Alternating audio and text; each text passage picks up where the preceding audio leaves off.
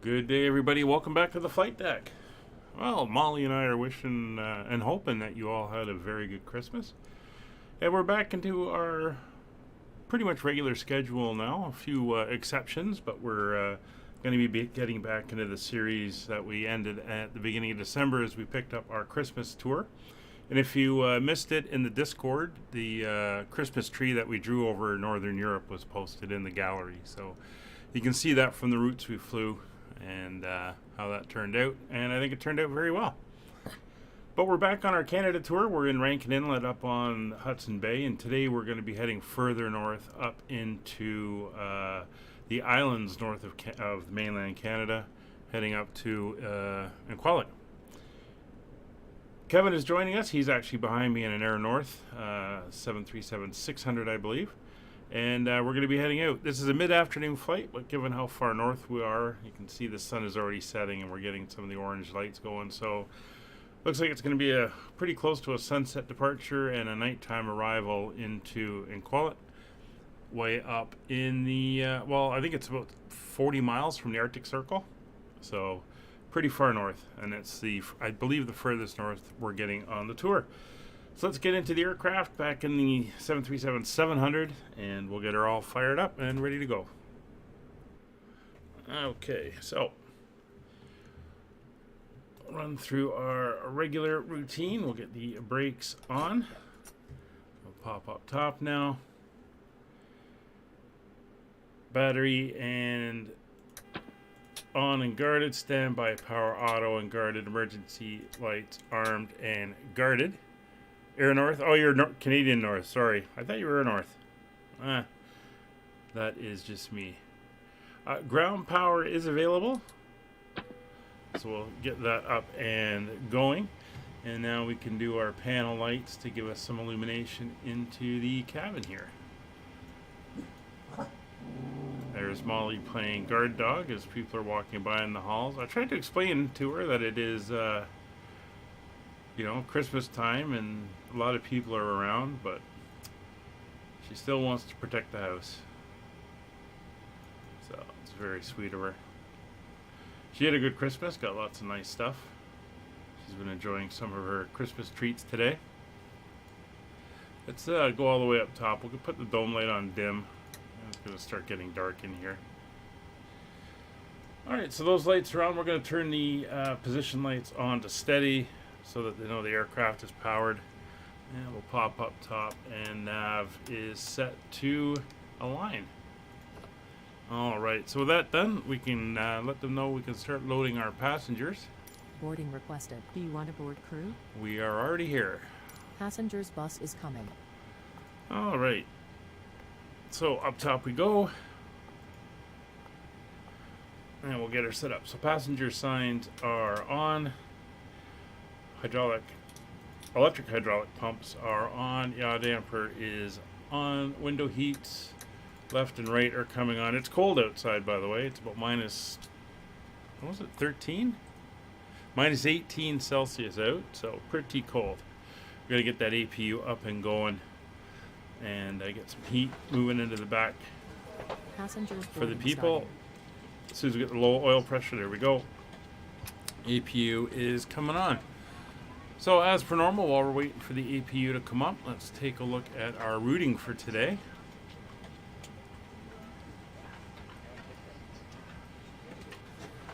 And I will bring up the map. There we go. So we're here at Rankin Inlet. Here it's a little inlet on the west side of Hudson Bay. We're going to be heading out, flying pretty much just a big arc over the top of Hudson Bay and up into the islands, as you can see here north of Canada. And we're going to come down here into Rankin Inlet. Given the winds, we're looking at doing a runway, I think it's 13 arrival or 16 arrival. Winds are kind of coming out of this way, the southeast. It's an hour and a half that will be coming in and landing. And once we are down, we are going to exit off to the left. This is the military apron over here. We're going to come in on the east side of the airfield, runway 16. Flight time is about an hour and a half. And as mentioned, it probably getting a little bit dark by the time we get over there. We'll see how that goes. Anyway, with that all done, we can come down now. The APU is ready to go, as we can see, so we are going to turn on the APU generators and the APU bleeds. Isolation valve is already open, and packs left and right will go to auto. Start getting some hot air in the back. Alright, and it is time for the FMC. So, I'm going to bring in our flight. There she is. And pop down now. And get her set up. So, 737-700, 24K engine max is good. Database is good for 2 more days. We can go to our position initialization. We'll go into page 2. It is the 26th. That is an even day. That's Captain's GPS, and that is the left one. We'll grab that and slip it in. There we go. And onto our route. So CYRT to CYFB. That's the old name for Iqaluit, which is Frobisher Bay. We're going to grab that. So you can see it's all in. We're going up to 37,000 feet, 636 miles. There's our fuel and our cost index. It's there. So we're going to set the payload. We're going to set the block. That's all good. And all set up there. So we're going to select this route, and we'll wait for them to send it to us. I can see the people coming in off the bus. Not quite dressed for minus 18, but what can you do? Now there was ice crystals and stuff coming down. We may be de-icing on the stand here. We will have to see. And there's Kevin in his Air North. Sorry, I say Air North, Canadian North. 2 different airlines.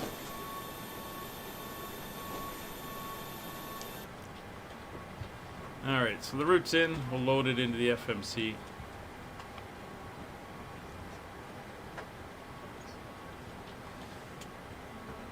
Just waiting for that to come in. There we go. We'll activate execute. I'll go over to the next page. So we're heading out of here direct, then we take a route to here, and then from here we head in straight into the approach at the airport. So for our departure today out of Rankin Inlet, it is going to be straight out on runway 13, no departure. We're going to climb to 2,000 feet and then turn en route, as we'll be heading out over the water, so terrain won't be an issue. And for our arrival, there's no stars. We're going to do the RNAV for runway 16. And we're going to be going in via Kirk, and we will execute that. So that's our route in. We can come over to the legs. You can see us heading out. We can bring that right up there. It's going to be straight down, and then in. That is all looking good. Initialization, we'll get our initial numbers as well. And I'm just going to get some information off of the flight plan for our calculator. There's the information is in. Good evening, ma'am. How are you? I'm doing There's our good. fuel reserves cost index is good. We're going to re-alter that to 370. Transition 18,000 is good. So 370, we'll enter that in, re-execute, recalculate. That is all good there. And that is good on page 2. And now over to our calculations. So CYRT.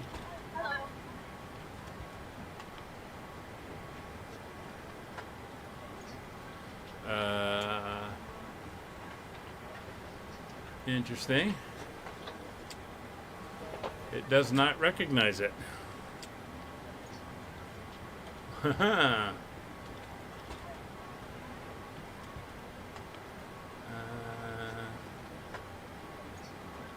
All right, so we're going to do a 24K takeoff. We're just going to have to use max power, and we're not going to worry about cell temp.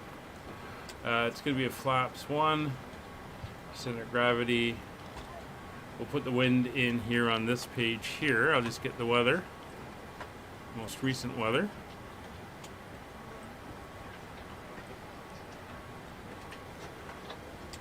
Throw that into the chat. I don't know if this airport is still in use. It's, from what I read, it is a municipal airport. 070 at 5. Okay, that is set, and we'll go back. Did you? All right, let's give that a try. All right, so let's go into the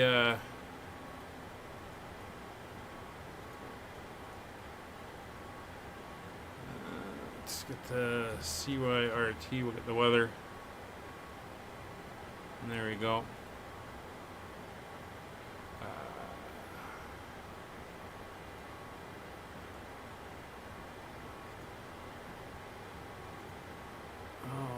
So we're going to come out into the performance tools. We're going to do takeoff. CYRT, Rankin. We're going off on 13. There's the elevation and heading. There's our slope. Conditions are dry.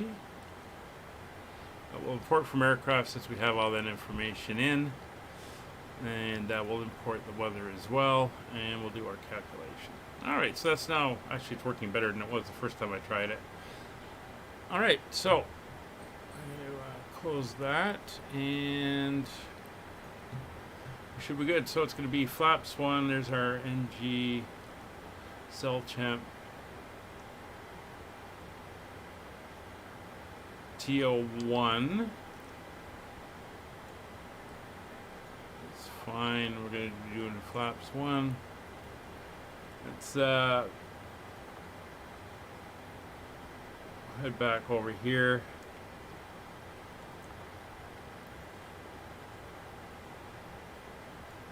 So we're going to do cell temp of 33 degrees, TO1 D rate. That's all good. Back over to the takeoff. Flaps 1. 86.5, that says 85.7, that's good enough. There's the trim. Distance remaining.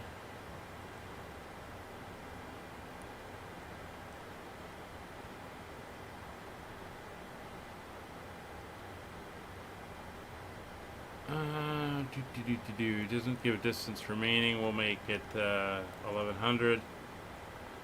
And our speeds are going to be 132, 134, and 140. So 132. 134 and our V2 of 140. Alright, so that is entered in. That is looking fine. And we have our numbers. Sounds like everything is on board.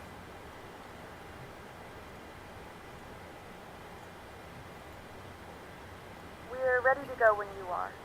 Hello, ladies and gentlemen. I would love to welcome you aboard. Cabin is ready.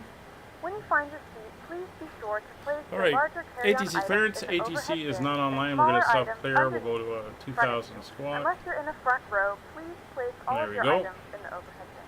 If you have any Altimeters, trouble we have finding the locations pressure for your carry-on items, 3006. please let a flight attendant know and we would be happy to assist you. After you put your carry-on Set. items in the Cross-checked. overhead bin and it is Transponder full, make is sure you set. close it as a courtesy to other passengers. Fueling, loading, and Also, boarding be sure is that the aisle done. is clear and sit Takeoff down, so that data way other is all passengers can calculated. get by you.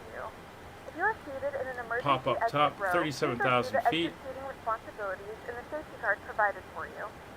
Please make sure that you are Is able and willing in to perform and these actions. airport If you're elevation not, please let a flight is attendant 100 know so that way feet. you can be reseated. You are free to use your portable electronic devices during the boarding process. We ask that larger electronic All right, devices MCP we're going to set up. It is a heading of 129.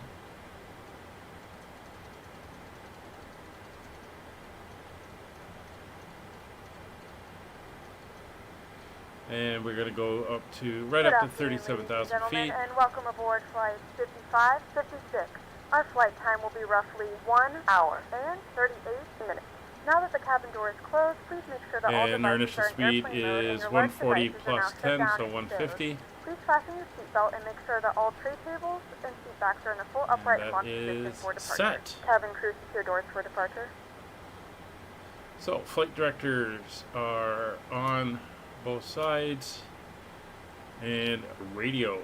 So we're going to go to 122.8 on COM 1, 121.5 on COM 2.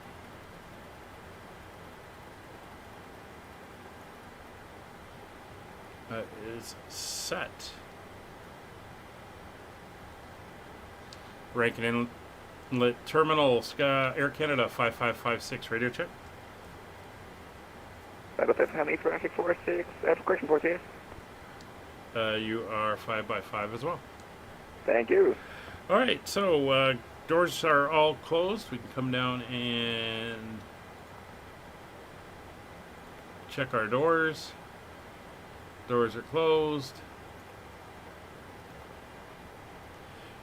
We can have them pull the ground equipment, so we're going to release off of the ground power. And we'll remove the chocks.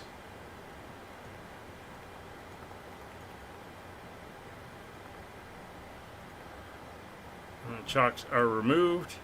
We'll do a look outside. Not sure what he's still doing there. Let's get him away.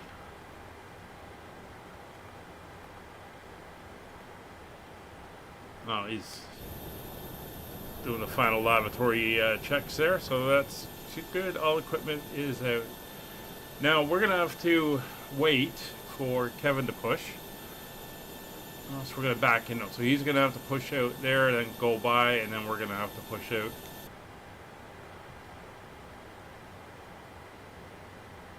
As we are kind of tied up here. While we're doing that and waiting, we can set ourselves up over here. I'll turn traffic off for now. And go centered and there.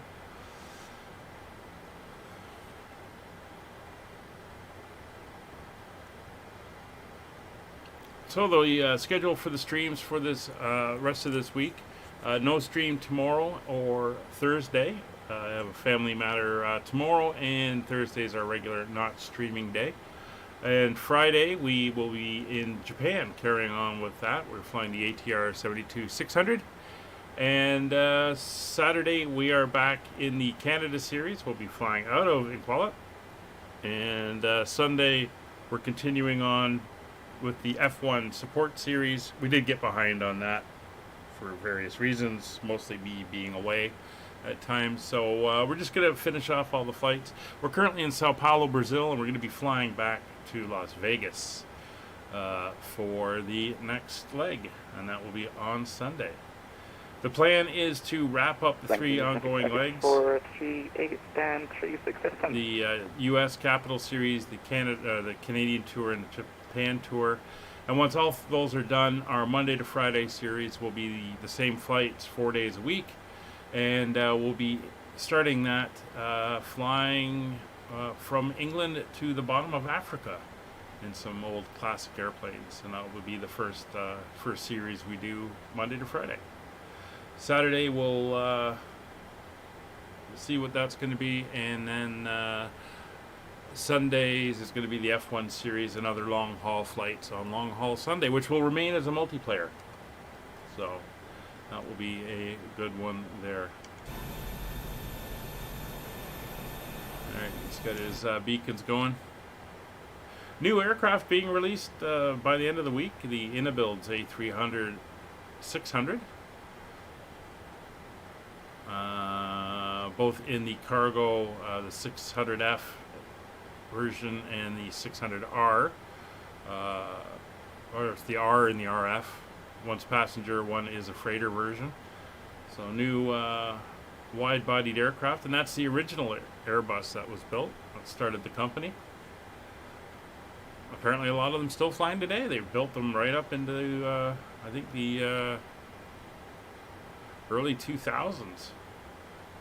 Until the 300, or the 330 freighter was released.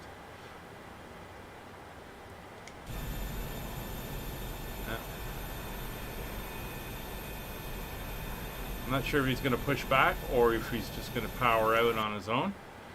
We'll wait and see.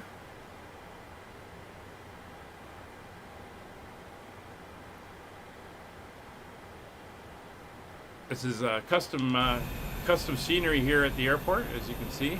Canada North, Canadian North. Hangar over there. Funny enough, that's what Kevin is flying. Calm Air building. Nolanor, that's airline out of Quebec. And then there's the main terminal building.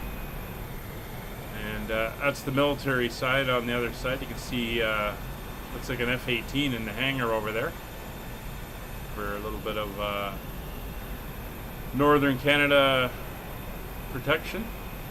And there we have a VOR for the airfield sitting out there.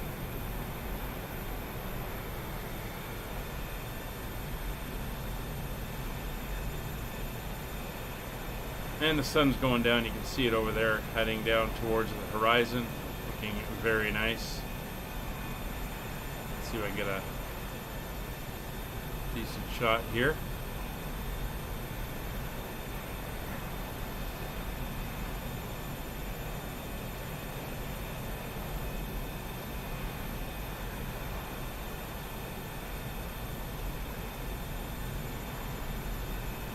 So I hope you enjoyed the Christmas series. It was a lot of fun. We flew to a lot of places I hadn't been to before. Traffic, Arctic 1, correction 48, then 36, protecting towards points 113, by the apron of back testing 113. Yeah, a bit of a backtrack to get to the far end. We're located down at the southeastern end, and we got to head all the way up to the northwest. So there he goes. We can come down here and start getting ourselves up and going. So we'll request our push. Not going to be de-icing. We did a walk around and check the wings. Everything is good there. So anti-collision light is on. We have no fuel, or we do have fuel in the center tank, so we will be turning on all of the fuel tanks. Hello, Captain. We are ready for pushback. As we get ready. So pumps are on. We'll turn the packs off before we start. Keep the hot air going into the back as much as we can. Oh, somebody flying by. Let's see if we can find out who that is. Departure checks completed. I have Been inserted. no idea because there's nothing showing up on VATSIM or VATSPY for that aircraft. So no idea who that is. There goes Kevin.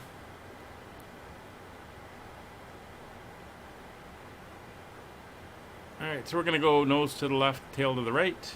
That should put us on the taxi line.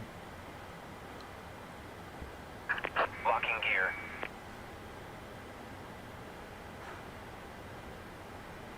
Rankin in traffic, Arctic 438, entry runway 13, back check.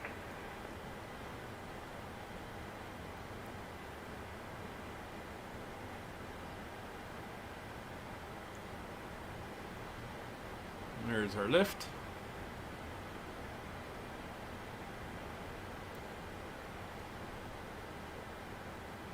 And we're clear behind. And we're going to go nose left, tail right. Release parking brakes, please. Commencing push. Due to icing conditions, please stand by for engine start until push is completed and brakes are set. There's another aircraft coming overhead. Again, it's interesting because there is nothing on VATSPY.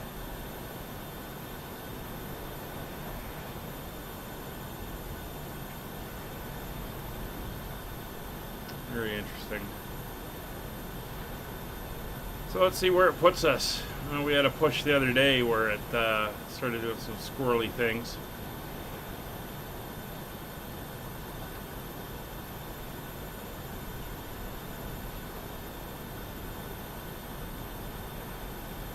But this one's looking pretty good.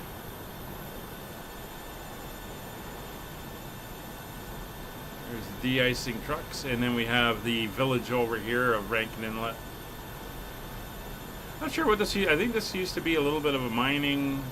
They do a lot of diamond mining and precious metals and stuff up here, and it may have been whaling and stuff back in the 1800s. Board 2. Place it firmly over your nose and mouth and secure the elastic band Please around set your head. parking brakes. Tighten straps if necessary All right. and breathe normally. Brakes are Although set. the bag We are is not good for full, engine oxygen is start. going to So mask. let's quickly If pop you are up top. traveling with a child or someone Turn the who requires packs off. assistance, secure your Fuel mask pumps first are and on. then Beacon assist is others. on. Keep your mask Commencing on until a start member on of the engine crew number advises 2. you it's safe to remove it. In the unlikely event of a water landing, Start a valve life is vest open. located in a pouch under your seat And or when between the rotation. armrests. When instructed to do so, open the plastic pouch and remove the vest. Flip it over your head. Wrap the straps around your waist and buckle at the front. Pull the straps tight. To inflate the vest, pull Adding firmly fuel. on the right cord only when exiting the aircraft. If it doesn't inflate automatically, you may blow into the mouthpiece for manual inflation. Each vest is equipped with a whistle and a light if you need to. Yeah, well, we haven't been on multiplayer for a month. Please make sure to exit the aircraft as soon as possible and leave your belongings. And I did check it Please beforehand, clearly and yes, show it your is, personal it is items. off. Make sure your seatbelts are fastened and seat backs and tray tables are in their full upright position. We remind you that this is a non-smoking flight. But really, who would be Tampering flying with up this far disabling or north? destroying the Except smoke for guys detectors flying located in across. the laboratories I mean, there is was some prohibited by earlier law. that was All of flying this by, information heading and down more into the is found in States, safety card located like in the crossing seat back from in Europe, front but of you. there's nothing Just showing at the read it moment. And let us know if you have any questions. Thank you for flying with us. and There's we the hope you cutoff, enjoy your flight. starting engine number 1. Rankin Inlet, traffic, Arctic 43813, rolling, let's turn up to the northeast. Alright, so we'll have plenty of good spacing by the time we get going there. Alright, adding fuel.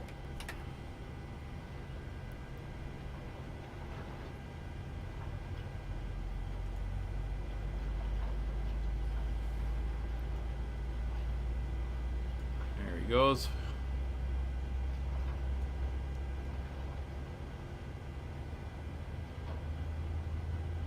Good performance in this cold weather, I'm assuming. Nice short takeoff there. Still here on the GSX, the sound of the aircraft being pushed, even though we've come to a stop.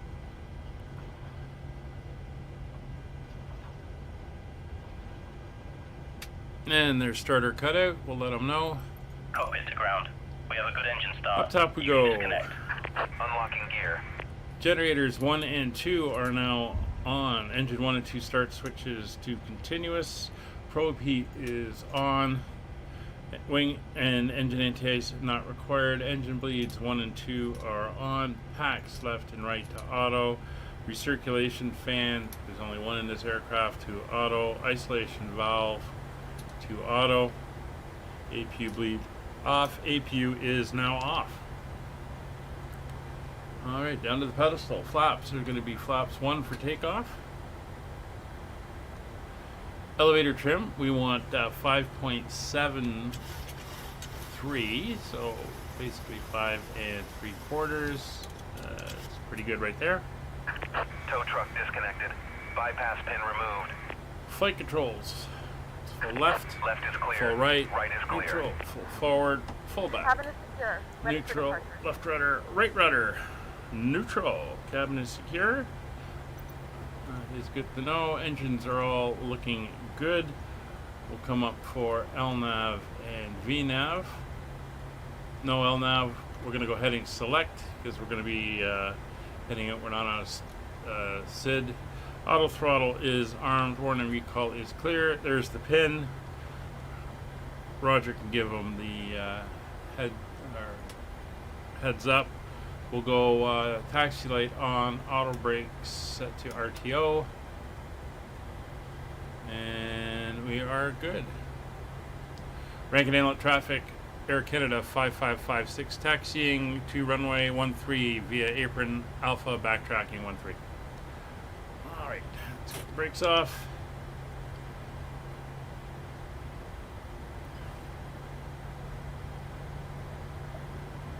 We'll head out.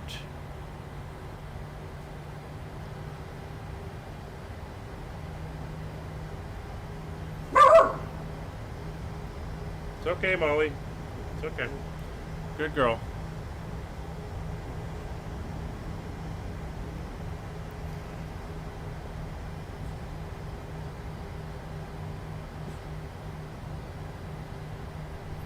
Alright, so we are looking good. Let's get the transponder on.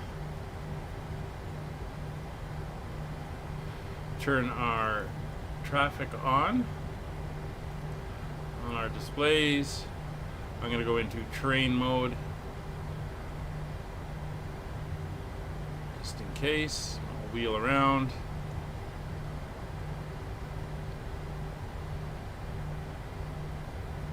There's no other traffic here, so the lights can come on, turn off lights can come on. Taxi light will go off. We'll get the strobes on, we'll turn the wings and the logo on as well. And it looks like we will have a right-hand crosswind.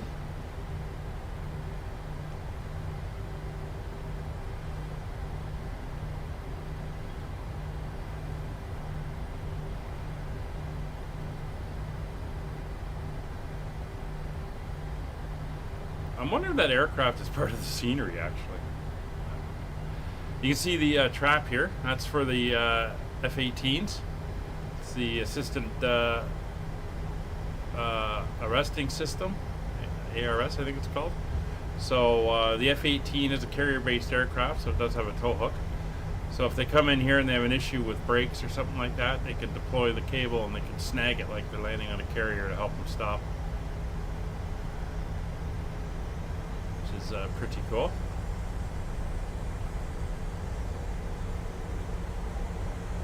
Alright. So V speeds are set 132, 134, 140. MCP is good 150, 129, and flight level 370. Nav data is correct. Radios are 122.8, 1215. Fuel flow engines should be pulling about the same. 3844, good enough. As we taxi down. Landing lights are on, turn off lights are on, taxi light is off, APU is confirmed off, ignitions are on, strobe and steady, anti-collision wing lights are good, and everything else is looking good. Whoa. Let's pay attention. There's the one up at the other end here.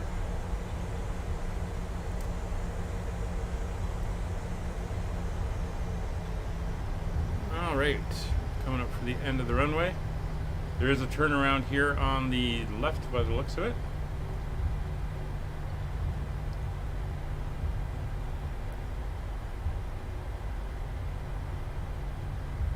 Alright, so we'll do the turnaround and we will be ready to go.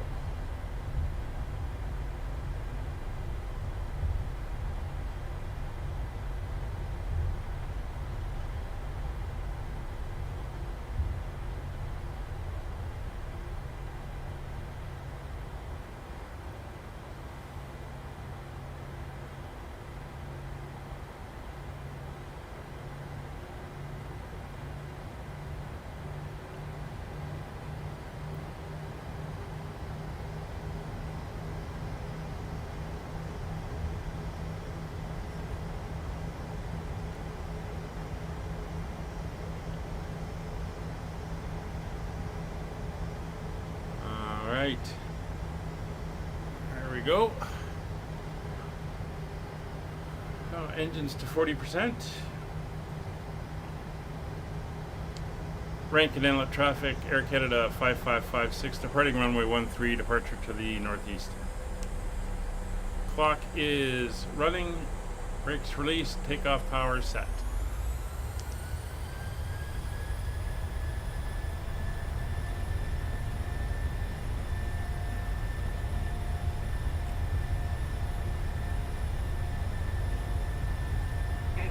Check.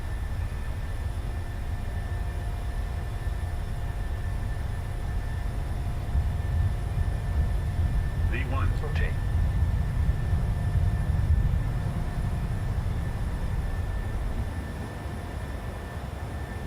Positive rate of climb. Gear up.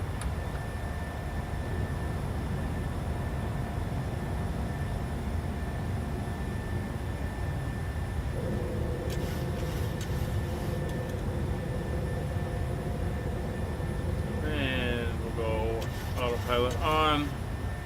LNAV, VNAV. Make our turn. Is that traffic? Oh, I don't know what that was.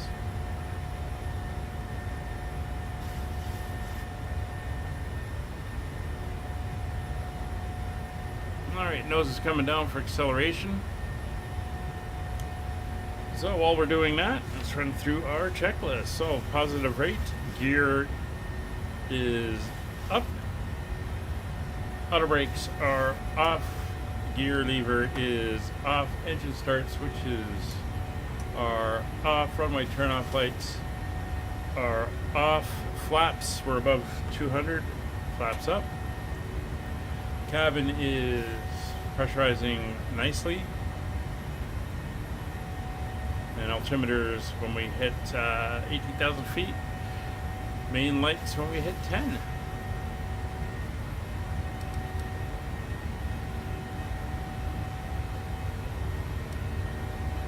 So pretty far distances here between waypoints, and we've only got a couple of them. Kevin is climbing out nicely. It looks like there's a couple aircraft behind me, but don't know who they are.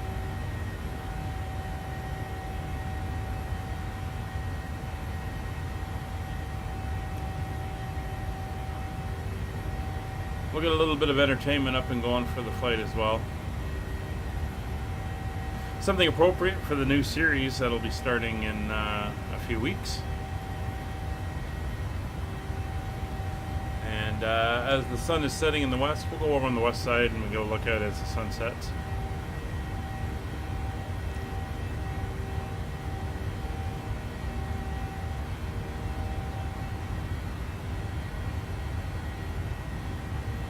It's 8,000 feet.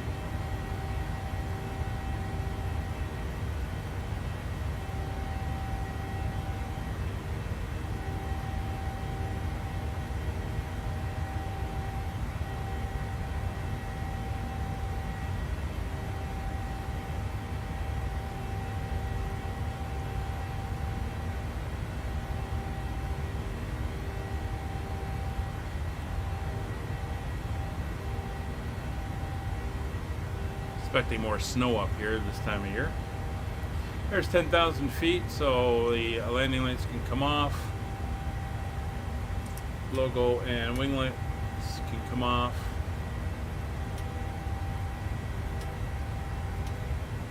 Seatbelt signs will come off.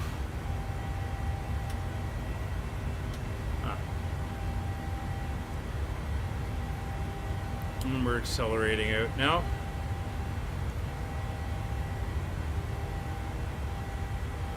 Gentlemen, we have now passed 10,000 feet. You may turn on larger portable electronic devices.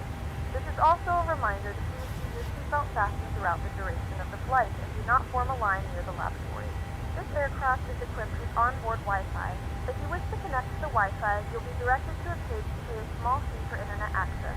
We do offer complimentary in-flight TV thanks to our partners. Connect to the Wi-Fi and you'll be able to access our wide range of free live TV and paid music libraries.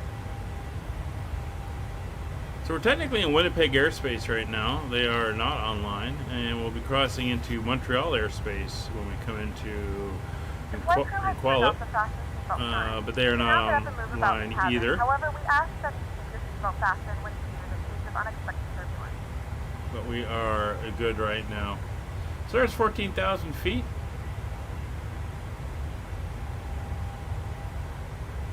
We can pop down here.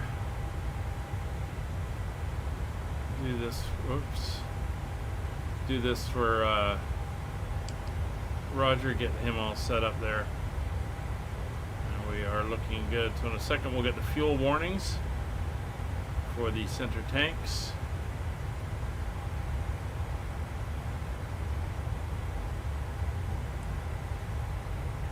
But we should see a nice sunset as we fly out. Just not 100% sure what side, because let's take a look. We pop out to this side, we're looking forward. This side we're looking back.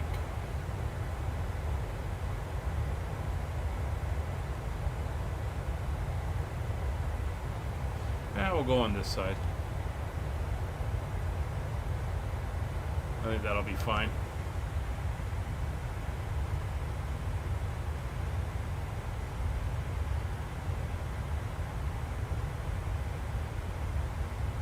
So we're heading up to flight level 370. We got 80 miles to go before we get there. There's transition.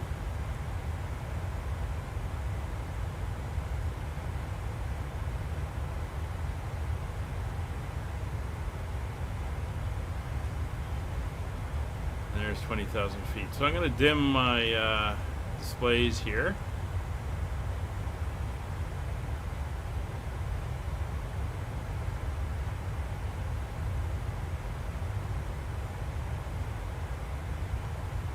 Just to keep the glare from these not being overwhelming when it gets dark. Turn that one down as well. It's a little bit more readable. There we go. That is looking nice. Kevin's on ahead and doing his thing. So let's jump into the back. We'll get the in-flight up. Of course, the gallery's open. We can see the colors in the clouds and everything as we go. I'll be back for the briefing for our descent and arrival into Iqaluit, and we will see you shortly.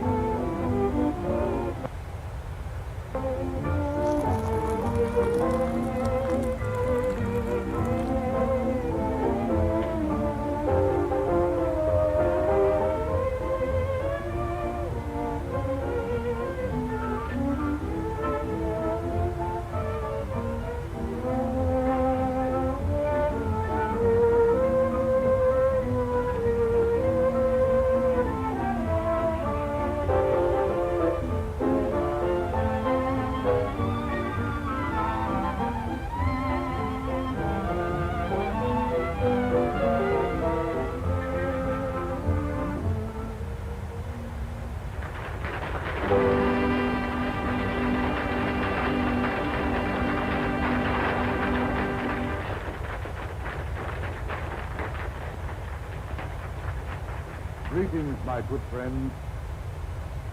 You all undoubtedly have been under the delusion, or shall I say misapprehension, that we of the cartoon animal kingdom are lacking in the finer sensibilities. Now, to disprove this, we shall ask you to forget our form of pranks and playfulness.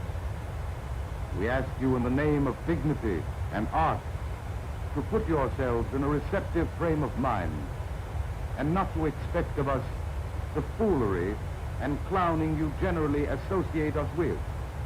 And now, to an all-musical program.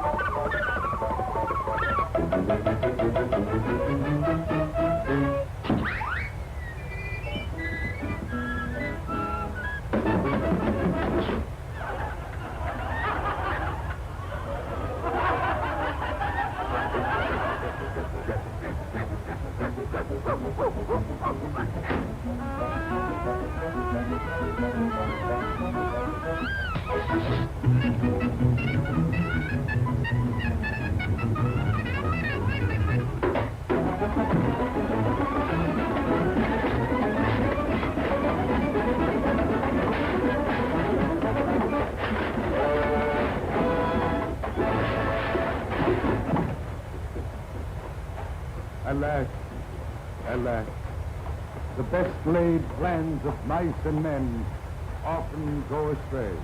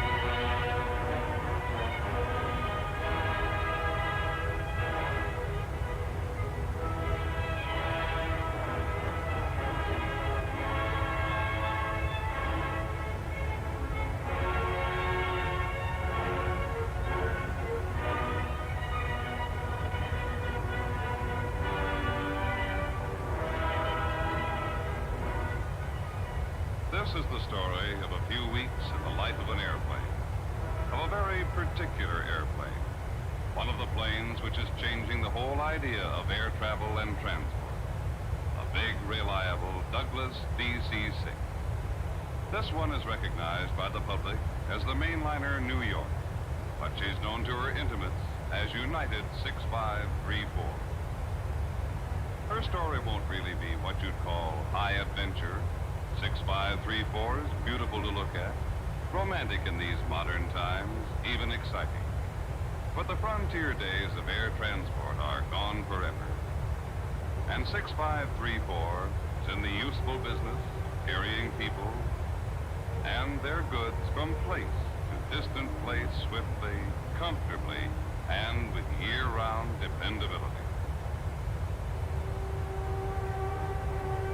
In the past 4 months, 6534 has flown 340,000 miles, carrying 16,000 people and 750 tons of cargo from the Golden Gate to Manhattan, from Boston to Cleveland, from Philadelphia to Portland, to Seattle, to Denver, to Washington. She's been in the air at work almost half of the past 3,000 elapsed hours.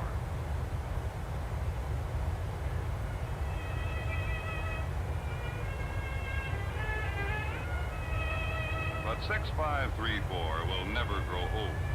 You'll always be a new airplane. Her fountain of youth is the company's vast $6 million maintenance base at San Francisco, where 1,900 skilled men and women continually service and improve the airplanes of United's mainliner fleet. Here is a prime source of 6534's dependability. Almost none of the work on this 1,400-hour overhaul is needed now, but the base is dedicated to the principle of preventive maintenance. And so during the next 7 days, 6534 will be overhauled with microscopic thoroughness.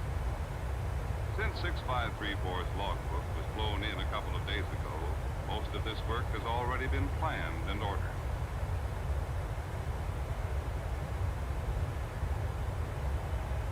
This great overhaul dock, the only one of its kind in the world, is a remarkable example of modern industrial technology.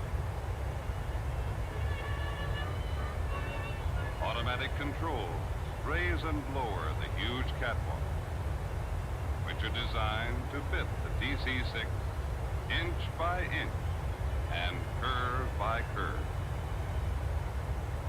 We hear a lot about bigness these days, both pro and con, but only a big business can provide the big league maintenance which the modern airplane must have. Each one of the hundreds of operations is assigned by written order. No operation can be forgotten or overlooked. After 8 of these major overhauls, her every part except the skin will have been replaced. 6534 will not only stay new, she will improve as newly developed equipment is added. The 18-cylinder Wasps are among the biggest piston engines now being made. Carburetor alone is larger than some automobile engines.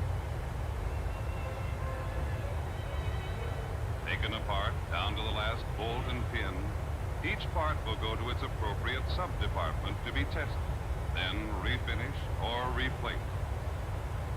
When the small parts have been grouped in baskets, ride the overhead conveyor for the 5-hour trip through the cleaning bank, our 2,100 horsepower stretch out on a line 60 feet long.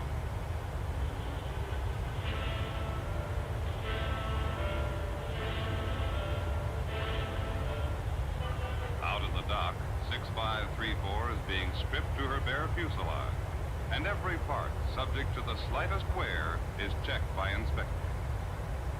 New slotted flaps, about the size of barn doors, permit shorter takeoffs and slower landing speed.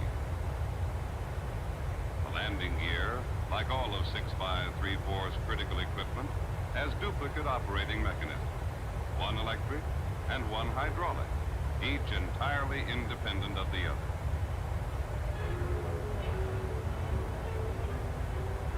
The extraordinary delicacy and precision of a top instrument craftsman can make a watchmaker feel heavy-handed. The gyroscope brain of this automatic pilot spins at 18,000 revolutions per minute, with parts so small that they're adjusted through a microscope.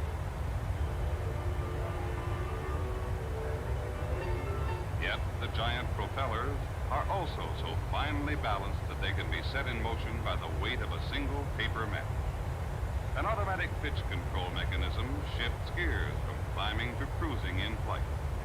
Upon landing, blades can be fully reversed so that they push against the air, stopping the airplane smoothly and swiftly. Visual and micrometer inspections are supplemented by World of Tomorrow devices which uncover any hidden flaws. In orderly ranks, the new and renewed parts are conveyed to the final assembly line. And once again, they begin to assume the form and function of a giant double Wasp engine. here in progressive stages of reassembly. Its 18 cylinders, equipped with water injection and jet thrust exhaust, deliver a maximum of 2,400 horsepower. When the pilot guns 4 of these great power plants for takeoff, the 9,600 horses under his hand drive the DC-6 through the atmosphere with more power than is provided by any locomotive now riding the rail.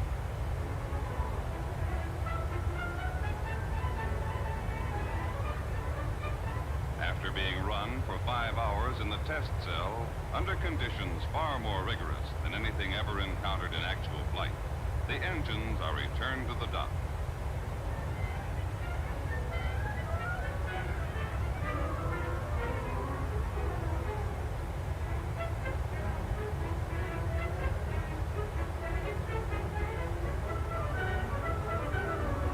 And now the overhaul draws to a close. The hundreds of written orders have been worked, checked, and signed off. Final inspectors have swarmed the plane with flashlight and checkers. In a few moments, we'll Found be starting our everything in in-flight order. service. We'll be serving complimentary And on the drinks and 5th snacks. day, Please look in your seat back for a list of 6534 complimentary backs out of the dock drinks. feeling like a Premium drinks new are available airplane. for a small which charge. she If you is. wish to make an additional purchase, But there's we only still accept another credit 2 cards. days of careful scrutiny on the ramp by inspectors who check on the inspectors before she's ready for flight testing. During the next 4 hours, the test flight crew will check and recheck the special factors which give 6534 her great dependability. Those reserves of range, altitude, speed, and power.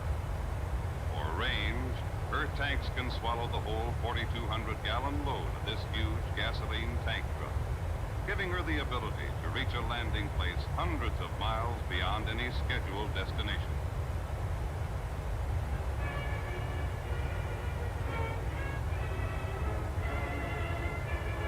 For altitude, 6534 climbs far above any mountaintop in the entire United States to cruise the smooth upper air far above ordinary weather disturbances.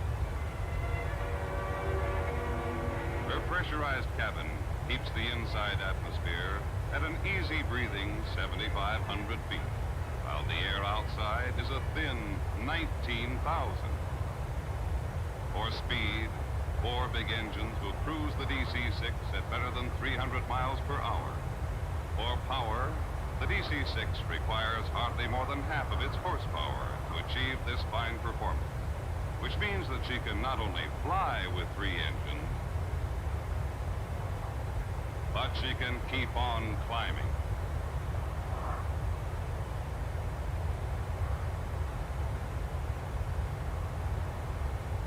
And she can maintain her altitude comfortably with any 2. 6534 ordinarily cruises at only 55% of her rated power, leaving a comfortable reserve which can be used to maintain normal schedules against adverse wind conditions.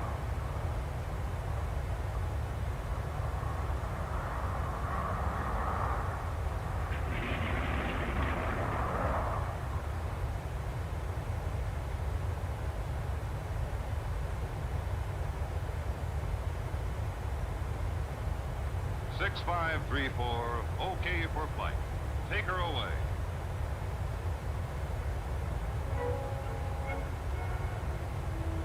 And 6534 goes back on the line, back and forth over United's 13,250 miles of scheduled route.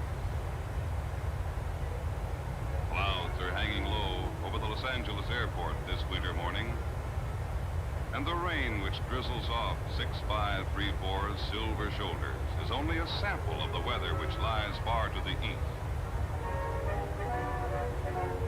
Today, 6534 is scheduled for Flight 608, the Hollywood, eastbound to New York, with 1 stop at Chicago. The crew checks in an hour and a half before flight time.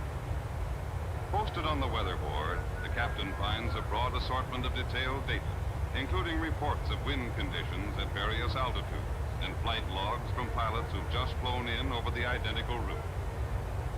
The meteorologists get new information minute by minute.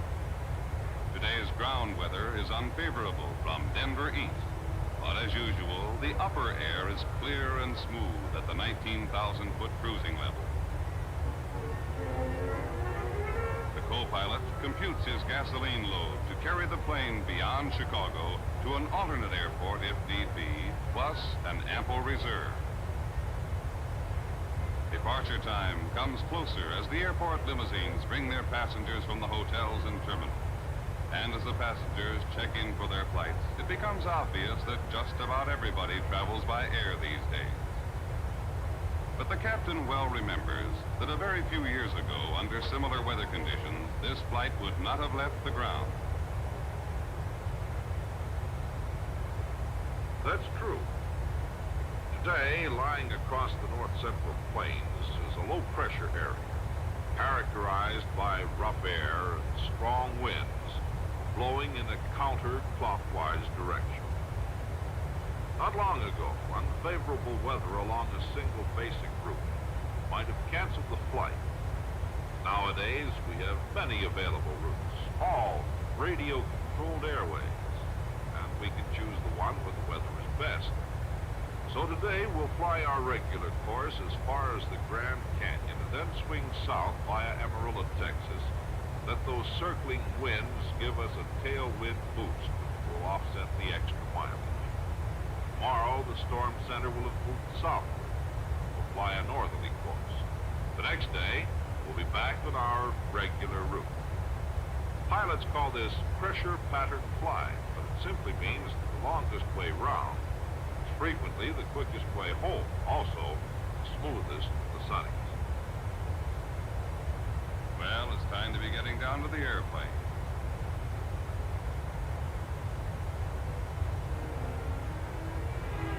Out on the wet ramp, 6534 is drinking her breakfast as the flight engineer, third man of the crew, concludes his nose-to-tail check of her equipment.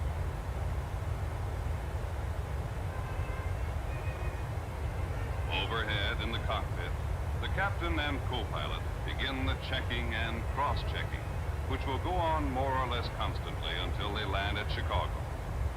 Although every instrument and control and dial is second nature to these men, each is called off and checked whenever the airplane prepares to leave the ground.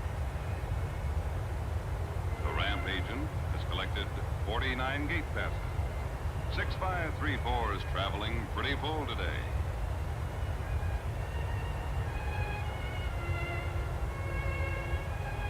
The two stewardesses will have plenty to keep them busy.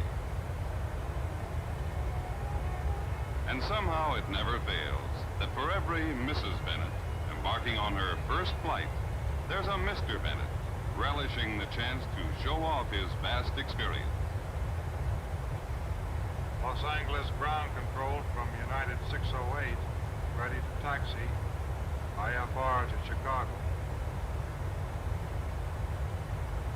United 608, cleared to runway 25L.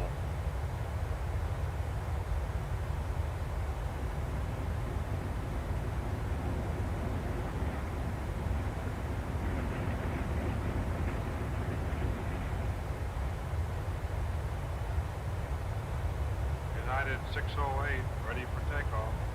United 608, cleared for takeoff. Climb westbound on the west leg of the LA low frequency range to on top. Report on top. Roger, 608.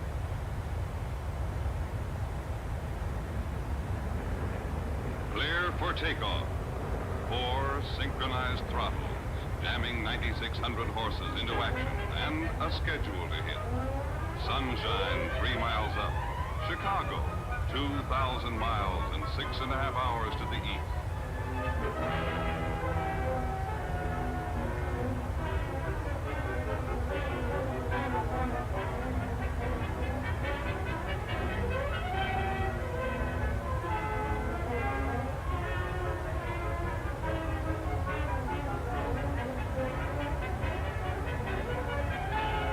When 6534 climbs into the cloud cover a few hundred feet above the field, Mrs. Bennett would feel much better. She knew that the plane is riding a radio track more sharply marked than a highway route. But her uncertainty is momentary, because these big airplanes are usually only 15 minutes from sunshine. Aircraft headed east fly at the odd 1,000-foot altitudes, leaving the even levels cleared for planes flying west. So when the captain levels off at 19,000 feet, 6534 is far above any mountaintop in the United States and clear of airplanes flying in the opposite direction. Passing Hoover Dam and Lake Mead, the co-pilot radios his position and gets in return the latest weather and wind data.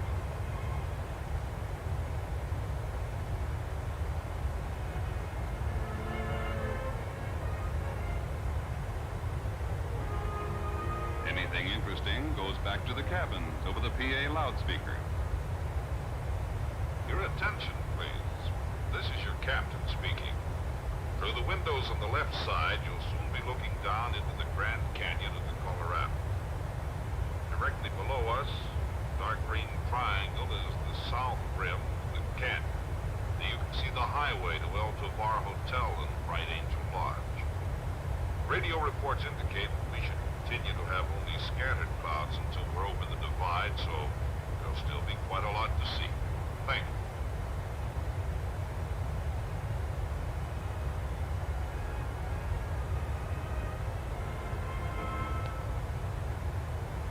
But 1,000 miles to the east, the clouds are solid, not scattered. Chicago Dispatch expects to bring 6534 in as scheduled. But the airlines believe in anticipating every possibility. And so the Chicago Dispatcher refers Flight 608 to base dispatch and payload control at Denver. These offices control the movements of every airplane in United's mainliner fleet, as well as the loads they carry 24 hours of every day. So, out over one of the most extensive private telephone and teletype systems in the world, go payloads requests for data on the individual passengers aboard 6534. To Los Angeles reservations. Which passengers want connections at Chicago? To Chicago reservations. Which passengers want connections on United for Washington, Philadelphia, Detroit, Boston? To Milwaukee, Cleveland, and Detroit airports. Can you take care of Flight 608 if we divert it to you from Chicago? Soon, the communications net brings back the data on Flight 608. Every passenger is now known by name, and every individual's problem will enter into the final decision. Payload and dispatch work up their plan for the flight. If Chicago ceiling drops below the 300-foot minimum, they'll set 608 down at Milwaukee for refueling en route to New York. Prearranged transportation will bring her Chicago passengers to downtown Chicago. These alternate routings are planned as a matter of routine procedure. Actually, few of them are used, as evidenced by the fact that United's entire fleet operates almost 100% of its schedule. It's mealtime now, and 6534 is cruising eastward over the Continental Divide. Those four thundering engines, barely audible through the blankets of fiberglass which soundproof the two big cabins.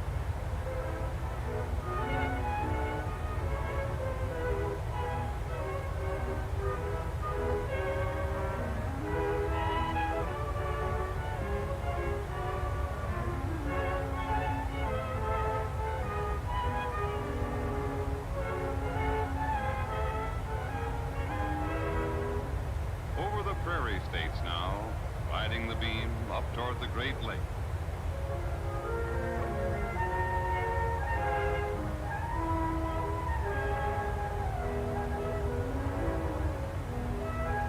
Mr. Bennett goes over the speech he's giving tonight, while Mrs. B settles back for an after-dinner nap.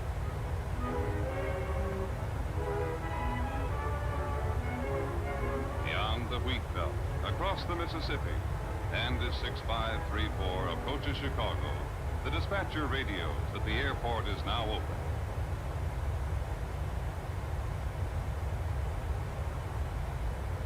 Attention, please.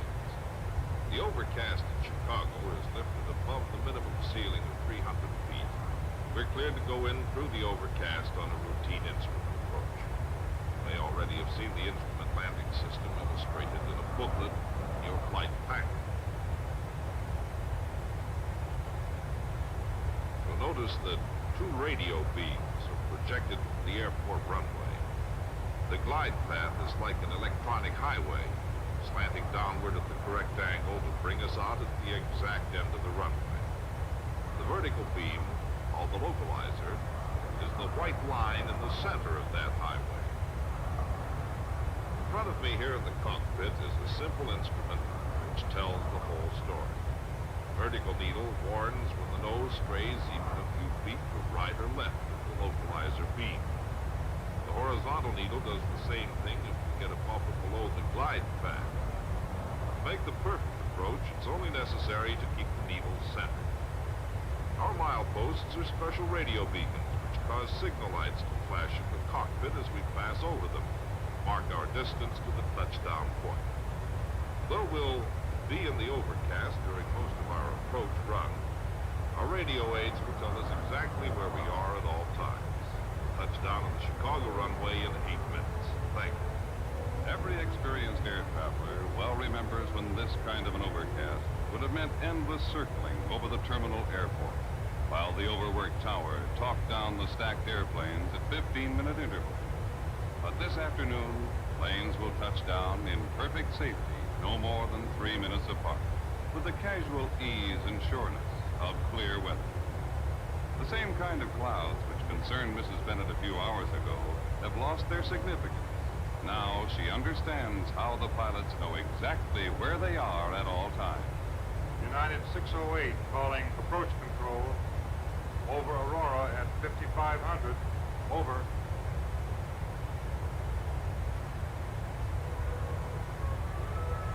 Roger. United 608 cleared to ILS outer marker. No delay expected.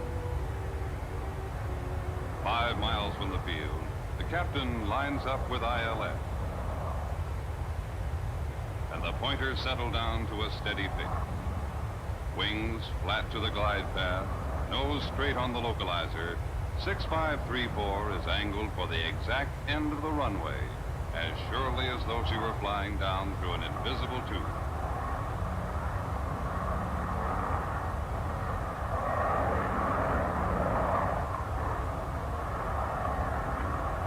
The X-ray eye of the precision beam radar sweeps the sky, pinpointing the position of every airplane in the area within a few feet.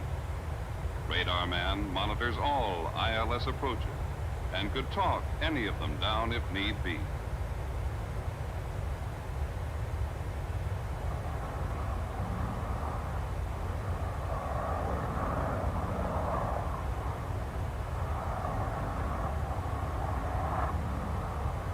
Landing gear down.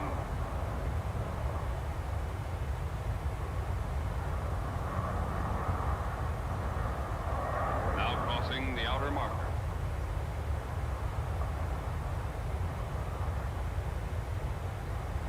United 608 over the outer marker at 07. Roger, United 608. You are now cleared to the Chicago Tower. ILS approach. United 608 leaving outer marker inbound.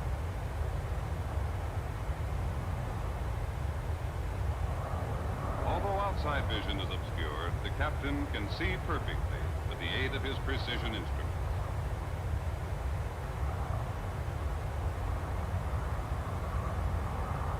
Airspeed 135,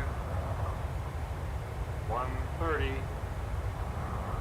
125, There's the inner marker. 125, 125, 125. And there's 6534 breaking out of the overcast, lined up for a perfect landing.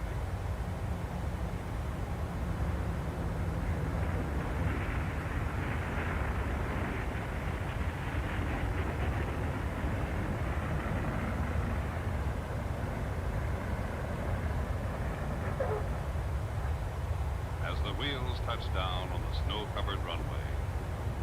The pilots pull back the throttle, reversing the pitch of the propeller. The engines keep running forward, but the propeller blades change from pull to push, helping to bring the airplane to a smooth, swift stop. Chicago, after 2,000 miles of sunshine, over some of the worst ground weather of the year. On the midway ramp, within 5 minutes of schedule. New York-bound passengers will have time to stretch their legs, make a phone call, or send a wire.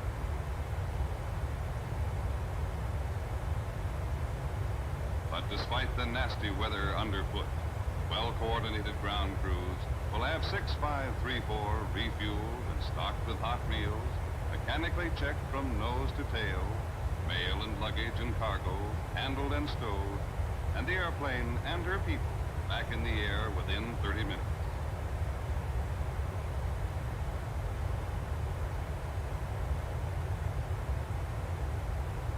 With a fresh crew aboard, 6534 is ready for an on-time departure. Chalk up that one to the teamwork of a crack ground crew.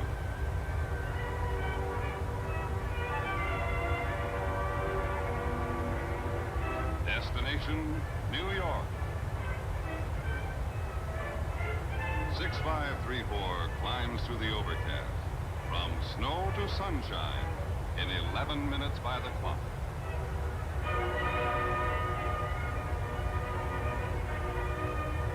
Mrs. Bennett and her fellow passengers will be in New York on time. Once those words would have been a boast. Now they're just a routine statement of fact. For today and every day, at air travel's peak hour in the late afternoon, more than 500 airliners are aloft at once over the United States, carrying some 600 tons of cargo and 15,000 passengers, swiftly, safely, and dependably, in a thundering tribute to the airlines of America, big and small, whose crisscrossing routes are weaving a bright new tapestry of service to the present and promise to the future.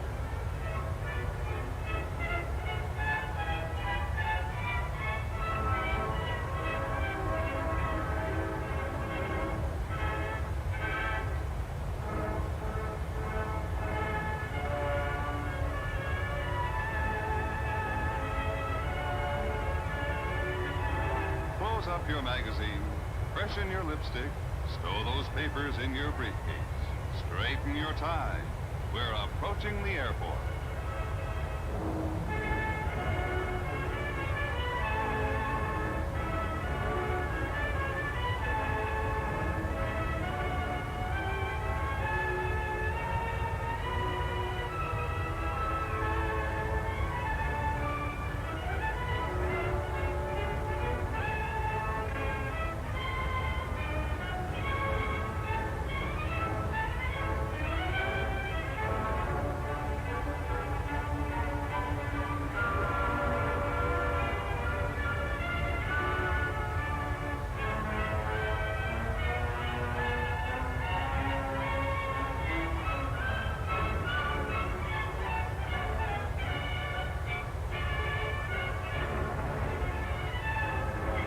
United Flight 608 from Los Angeles via Chicago to New York, now arriving at Gate 3.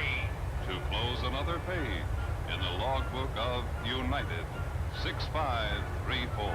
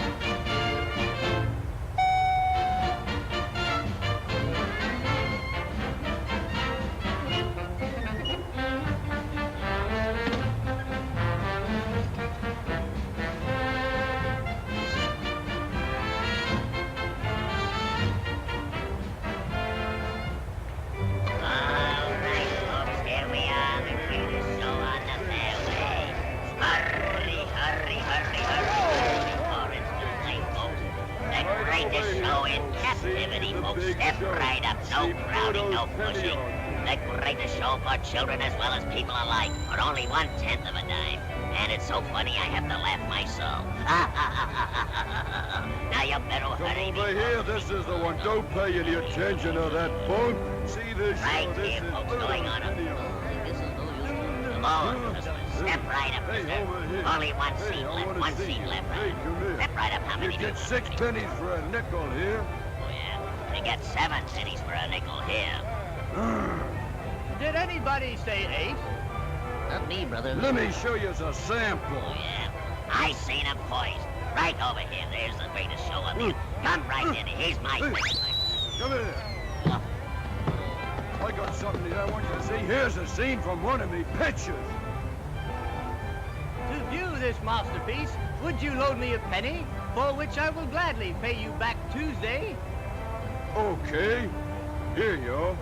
Thank you, sir.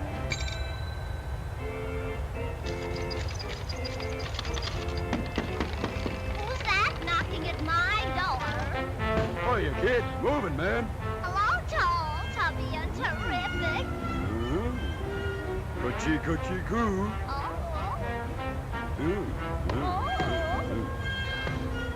Oh, he just carried me away. Ain't he wonderful? I can't move around here without that guy moving in on me all the time.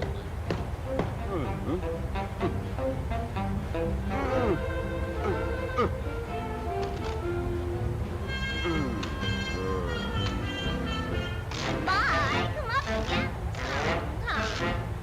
Thanks, buds. What a man. No, I've seen that. Well, the intermission is over right this way. Here's a nickel show for a penny. I'm expecting a check. Oh, you're lucky. Will you advance me a penny, for which I will gladly pay you back Tuesday? Oh, yeah? Well, I'll think it over yet, fella. Here you are. This one's on the house, huh? Here we are.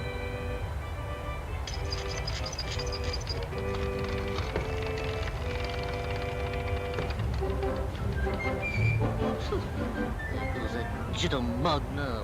He thinks he knows a lot about trucking, but I'll show him a thing or two. Well, the voice movement from not paying the rent. Can't play light opera on this one. There we go.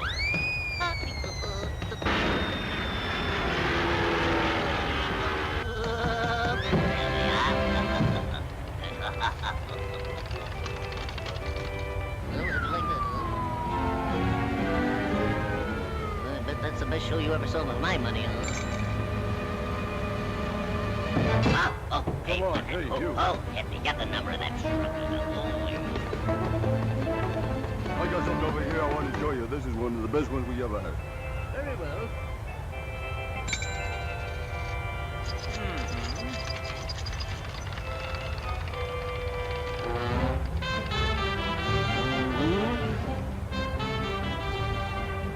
Well, put it over the bag. Let's see what you got there, fella. What are you trying to do? Fan me out or something, huh? You won't even see this one.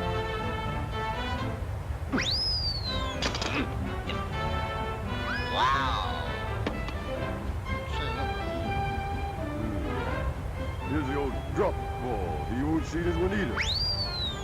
No. Oh, wow. No, it's given a twist ball.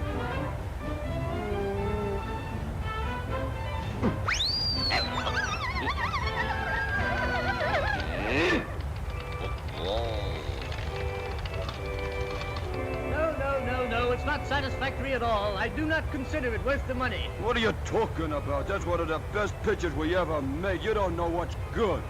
This guy started on a shoestring and he's gonna end the same way. That's all he... Come on, young fella, right with me. Gave that guy a good license that time. Now, here's a picture which is a picture. You pay me Tuesday, huh? Thank you.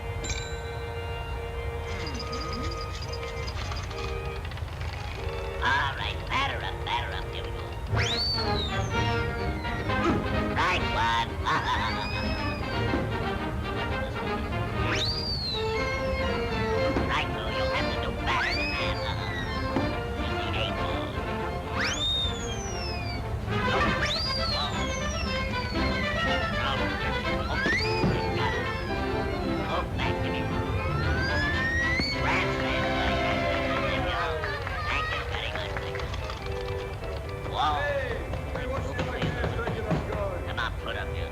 must we always fight?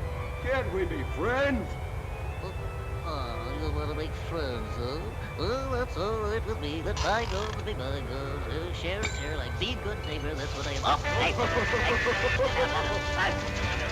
Well, thanks for the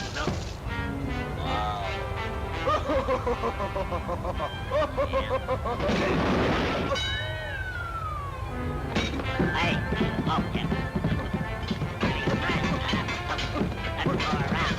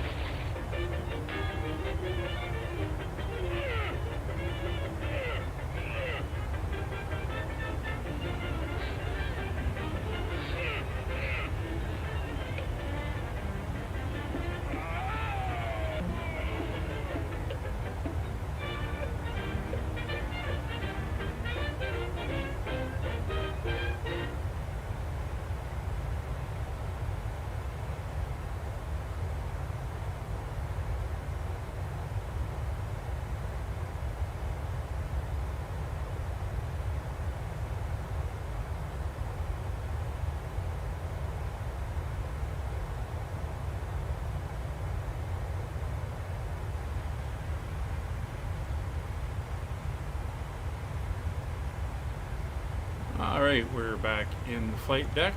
There's this fuel warning, so I'm going to turn off those center pumps there. A little bit of the northern lights now starting to appear. Oh, a bit of red there. Very nice. We're definitely far enough north at the moment. So we're about 60 miles from top of descent, so it's time to start getting ourselves set up and looking at what we have. So the latest is about an hour old. We might get an update very shortly, but we'll grab what we have at the current time, throw it up into the chat. So you can see winds are currently 120 at 10, 30 miles of visibility, which is because it's minus 7 degrees out. A few clouds at 3,200, scattered at 8,000, scattered at 19,000. Minus 7 and 2940 on the barrow. So weather's not going to be an issue. It is low pressure, but we don't have a lot of low cloud in the area. And that's now set on both sides. And the winds are favorable for the approach we are going to be doing. It is an RNAV, so we don't have to worry about ILS frequencies and stuff like that. There's no VOR here, well, at least that I can see, although there is a just the ILS VOR. I'm just going to zoom in, take a look. Yeah, it's just the ILS, so we won't worry about too much about that since it is pretty much low frequency. Oh, we do have a VOR.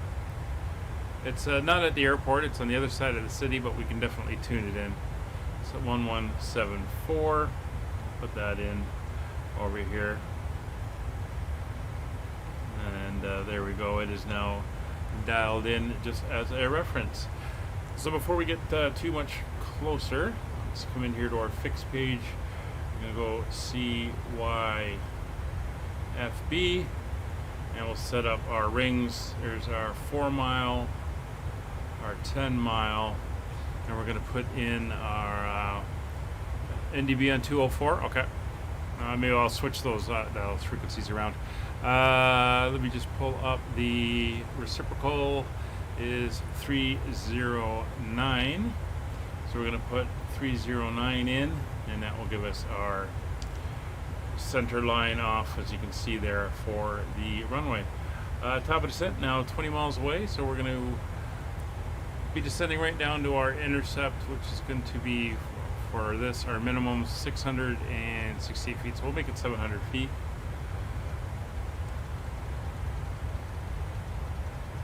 Of course, we'll be probably taking over before we get to there.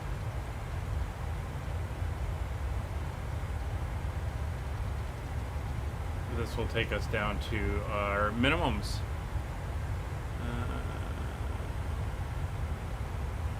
Or close enough. Anyway, so that's all in. So let's come down here. We'll put over here on the VOR. We'll go 1174, and on the NDB 204. So we'll come down here and we'll set that. So there's 2.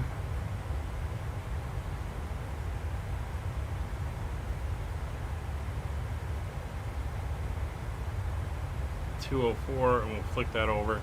So we're going to go VOR2, and we'll come down here to the ADF. We'll pick up our NDB frequency when we get closer. Okay, time to run through our descent checklist. So let me just get our stuff set up here. So destination weather we have retained, it is in chat. Arrival data, we'll come down now and go into our initialization reference. We're going to do flaps 40. That's going to give us a reference speed of 131 and an approach of 136, as it is going to be 5 knots more than our reference speed. Landing altitude here is 110 feet, so 100 feet, that is already set in. We are good there. Radios are set. There's no ATC up, so we will be on Unicom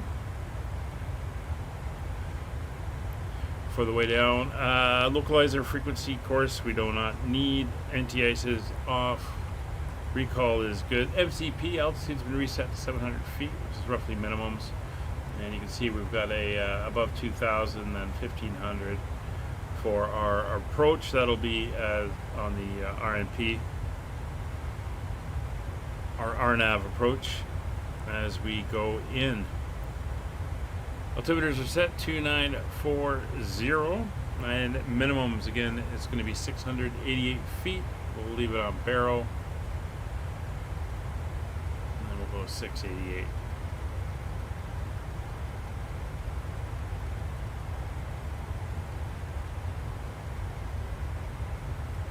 And Kevin is leading the way. So minimum set approach to missed approach. Well, the approach, we're basically heading straight into CYRT, and that is the entry point. We'll be making a right turn then at Zudpa, and that will bring us in on the RNAV straight in. So that is pretty much set. We do have a couple speed restrictions, 200 knots basically at CYRT, so we'll aim for that. Once we get down there. Missed approach, we're going to climb straight ahead, tracking 161, and we're going to head out to 4G, but we'll put this in here, and our heading of 161 in case we need it.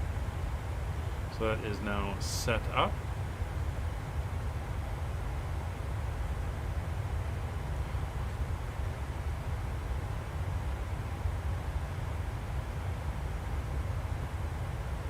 Okay, so these auto brakes. Runway length here is fairly long, 8,600 feet. So we'll be auto brakes 2, looking at getting off around Charlie and taxiing into the terminal area. There's no really taxi charts or anything, or apron charts, so it's going to be just kind of park anywhere out there.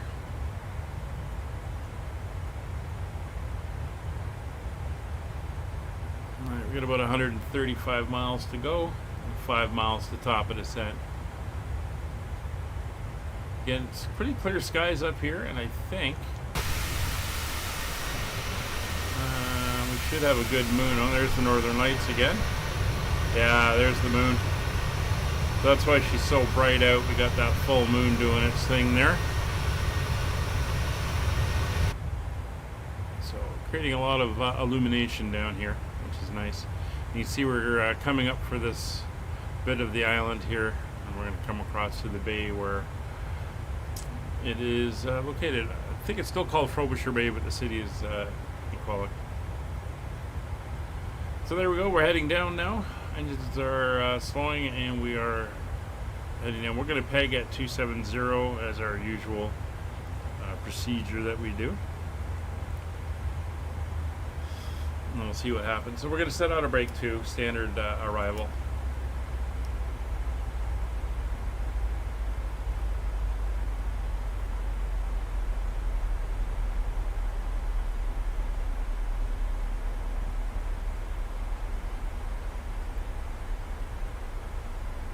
Right.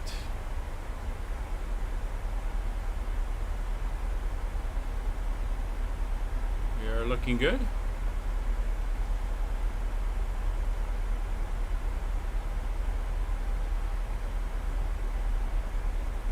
So just doing a check. This is leg 15 of our tour, and it's a 25 leg tour. So we're 10 more to go after this.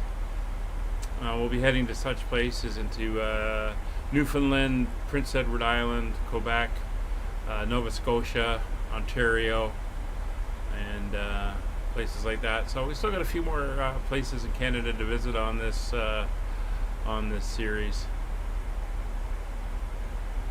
And once again, we will be back on Friday in Japan, continuing that in the ATRs. So that will be happening there. So as we descend down, if you've enjoyed what we do here with the in-flight entertainment and of course the food and beverage available through the chat, you can please consider subscribing and hitting the like button. It helps the channel, helps us grow, gets us out to more people, creates a fun little community. Flight simming is all about the community, and if you can fly with some good people, it's always a lot of fun, such as Kevin we got out front of us here. We've got a few of the others that come in as well. We also have a Discord. You can find the link in the description. And you're more than welcome to come over to the Discord. If you want to join us on these flights, all the live streams we do are community flights. You can find out what we're flying, when and where, and come along and join us. We fly around the world in all different types of aircrafts. Mostly on VATSIM. Sundays are on multiplayer. And you are, again, more than welcome to come in and join us on the flights. And if you really want to help support us for the cost of a latte per month, consider joining the channel. You'll get a nice little icon beside your name. You'll have some custom emotes or emojis you'll be able to use in the chat. Certain other benefits, such as suggesting flights and airlines that I do, and I'll do a video with that route. Members will also get advanced access to videos that are recorded and uploaded. So you'll have advanced access to those, and some other perks that are coming, such as members-only streams and stuff like that. So it does help the channel, especially with all the aircraft and airports and stuff coming out. I do like to try new airplanes and stuff, and every little bit helps me do that. And I can post them up so you guys can see what they look like and decide whether you want to get them, such as the new Inibuild's A300 600 that's coming out probably by the weekend. So there'll be another aircraft we'll be seeing.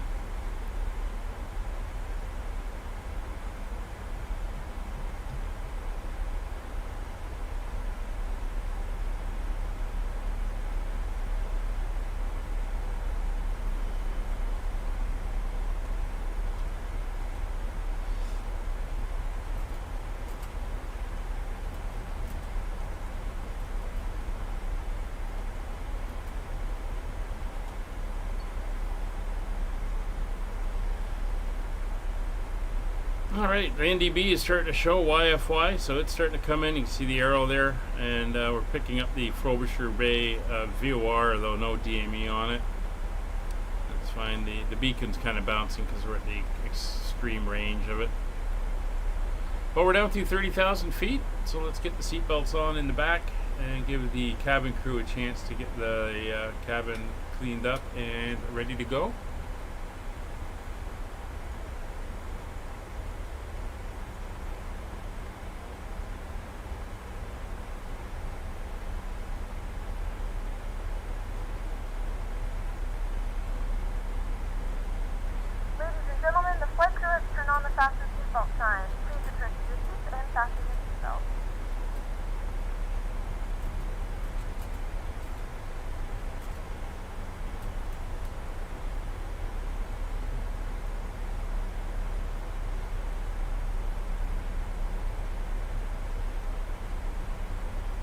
Alright, fuel is looking good, and there's 26,000 feet coming up.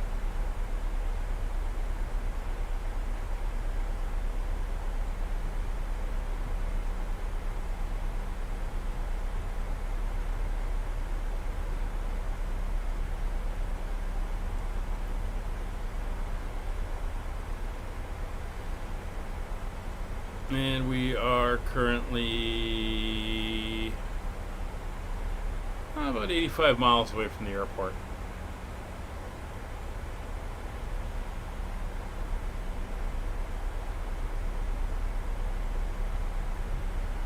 So scheduled flight time for this flight was 1 hour 39 minutes. We're currently at 1 hour 15, so we are pretty much bang on schedule. And the weather's been good, so we haven't had too many issues with that. So that is looking fine. When we hit 20,000 feet, we'll switch over to local pressure, just because we're going to be descending straight down anyway, and it's going to be a big change given how low it is.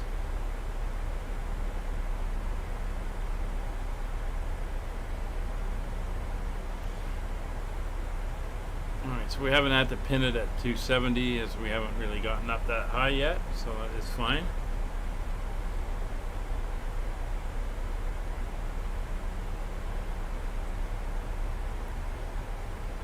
Kevin, I don't know if you noticed, but I think when they did the Canada update, they did Iqaluit Airport. So I think it's an Asobo custom job done to the airport. It does look nice, and I don't remember getting it, so I think it's a it's one of theirs.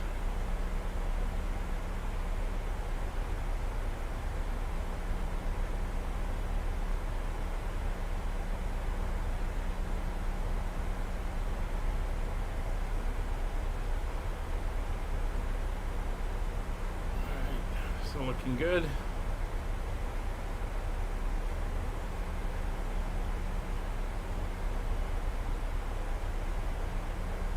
See the speed slowly starting to creep downwards. That's fine, we'll let it do that. We have no other traffic in the area that we're going to be interfering with, so when we'll bring it in, we'll let the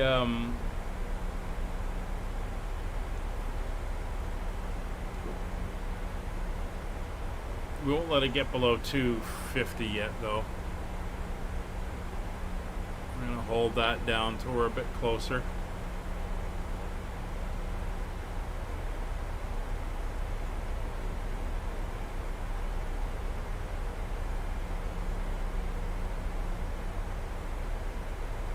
Again, not a fan of how the speed tends to drift like this. I prefer the Airbus model where it pegs at certain flap settings and it keeps it to that. This seems a little bit more fluid in where it goes.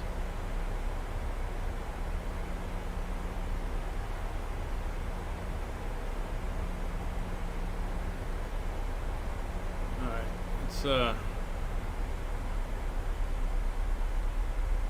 keep her at 260.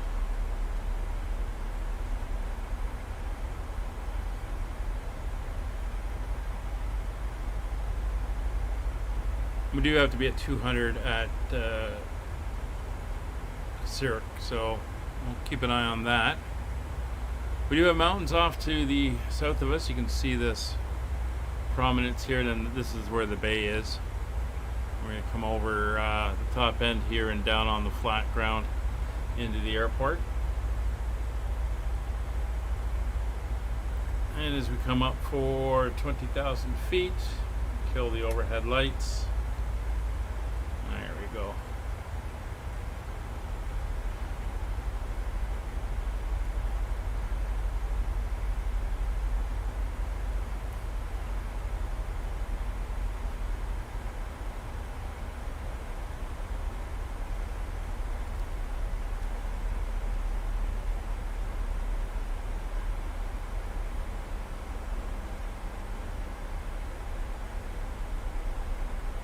And there we are, we're about 60 miles out.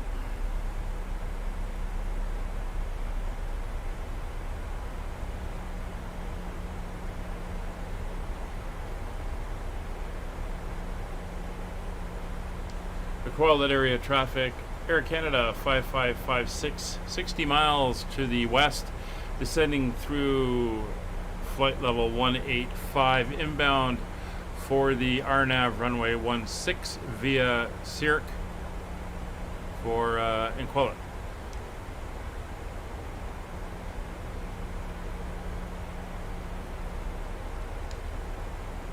Right, so there's 18,000 feet. Let's get switched over. There we go. See, we instantly dropped 700 feet pretty much.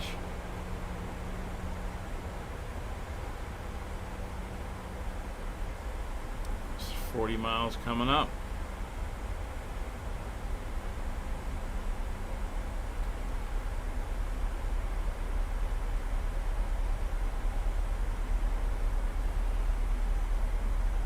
A little bit of higher cloud cover. Nothing to worry about.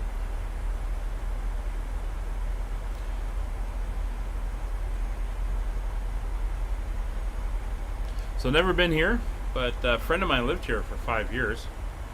Working for the government, and this is the capital of the territory, so he was based out of here, traveled all around all the little communities and stuff up here. It was always interesting getting text from them, because of course he was there with his family, but getting texts saying, oh look, we got a foot and a half of snow in the first week of September, and we're getting pictures sent in you know, it's mid-April and Easter, and there's still 5 feet of snow on the ground.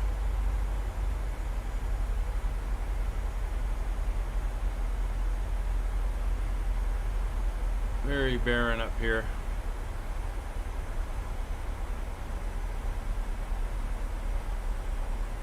What I want to know is, Kevin, maybe you know, is there a switch here for switching from magnetic to true? Because we're only like 50, 60 miles from the Arctic Circle. So I'm thinking we should probably be running true headings instead of magnetic headings.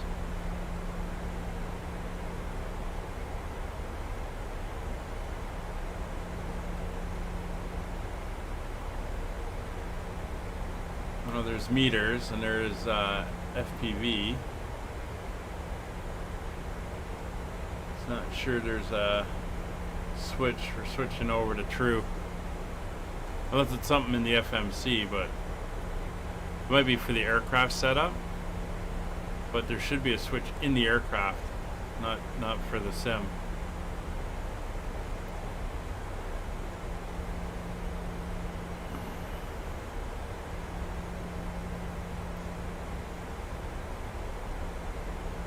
Because it'd be pretty hard to do manual conversions given how far out magnetic is from true, and then if you're flying around, man, you'd be doing them constantly because it would be changing so quickly.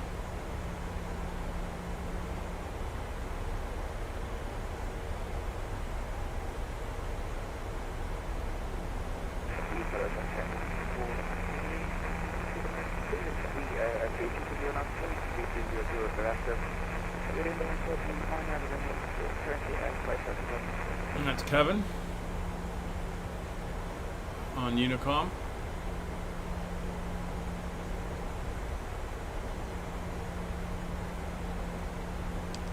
See that barren landscape there ahead, and a little bit of color in the sky from the northern lights, but nothing but grays and darks, even with the moonlight. So you can see how important this type of thing would have been to the people living up here at night. It's the only color you would have. Collect any trash one final time. Please ensure tray tables are stowed and seats are in a full upright position. Please also store any carry-on items either in the seat back pocket or under the seat in front of you. Please complete all Wi-Fi related tasks and stow any larger electronics. Alright, 2:45. The aircraft starting to slow down.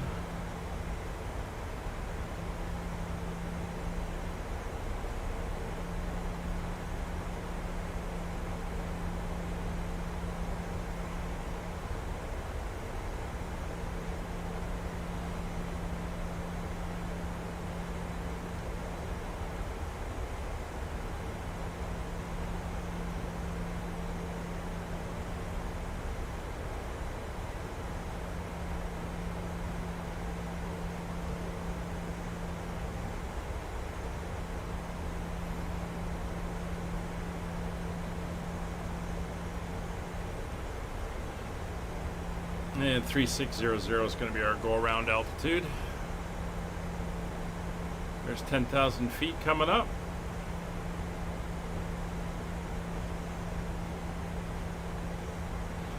Speed is slowly dropping. There we go. Below 250. Flaps 1. We hit the deceleration point.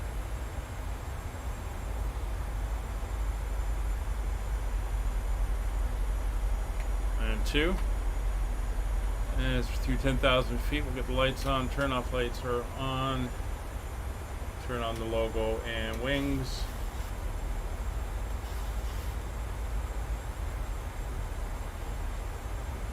And down we go again to flaps 5.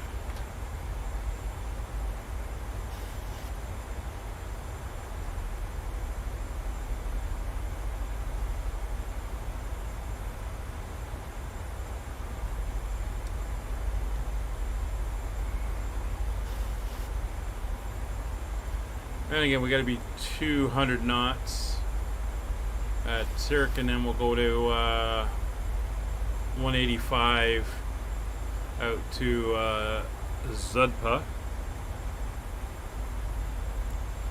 So altimeters are set to local. We're below 10,000 feet. Cabin pressure is checked and doing normal pressurization stuff. Landing lights are on. Turn off lights are on. Seatbelt signs are on. Taking the cabin.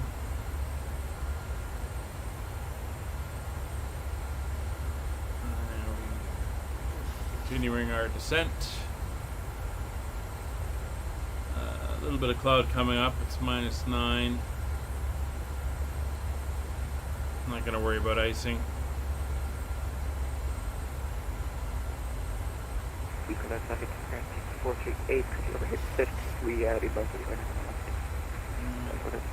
So like Kevin's about 15 miles ahead of us.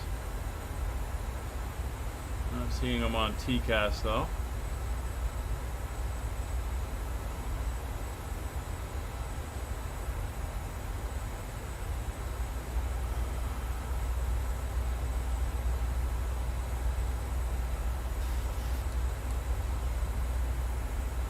Not seeing the VOR needle.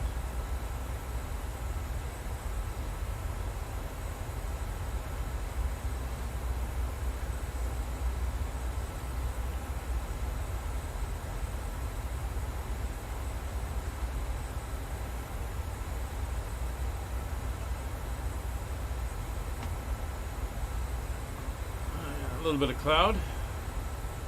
Should get through that no problem. Equalize traffic 438, currently 2 miles from Ropa, we're flying speed. Actually, I'm going to put on the anti-ice as there is light snow falling. So we do have precipitation in the clouds.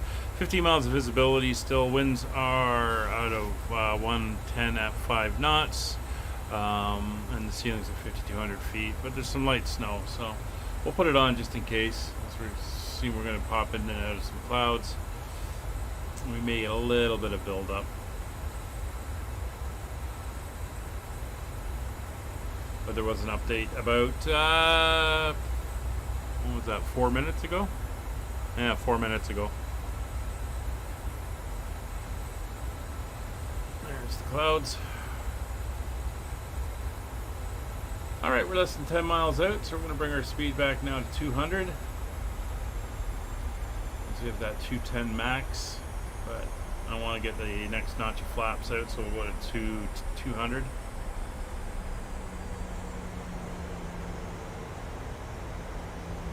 It's 240.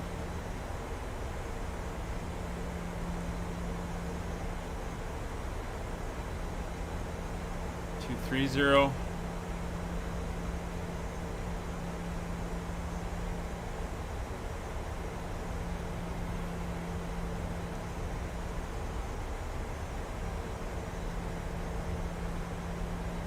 221.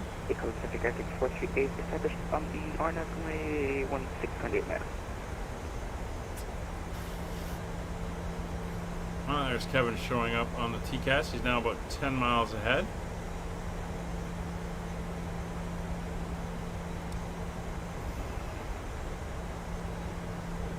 Decelerating again. And there's 210 knots, so flaps 10.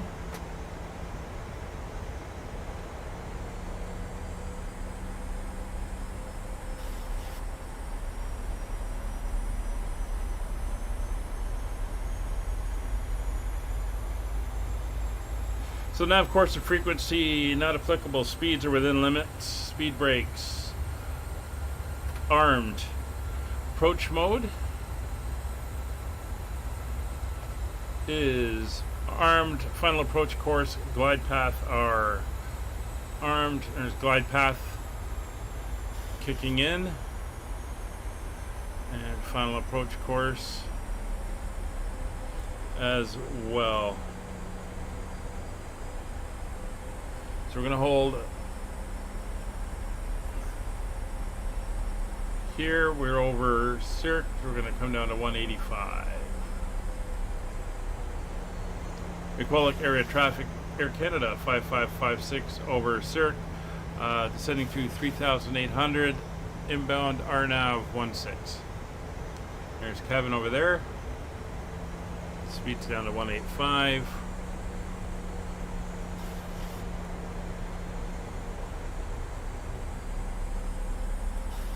Again, this is the RNAV, not an ILS.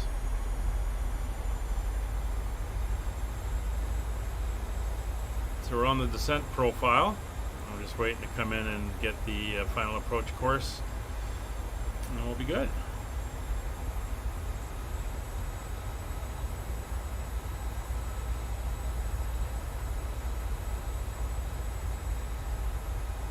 There's the runway. You can just see it over the glare shield on the airport out that way. Pop over. There it is over there, and there's Kevin inbound for his landing.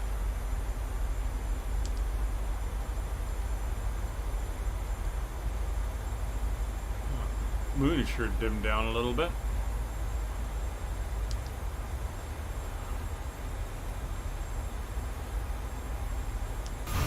Pop out. There's our aircraft. You can see everything there. You can see we're right along the 10-mile ring here from the airport. And there's our turn. Final approach course is coming in. There's 10 miles.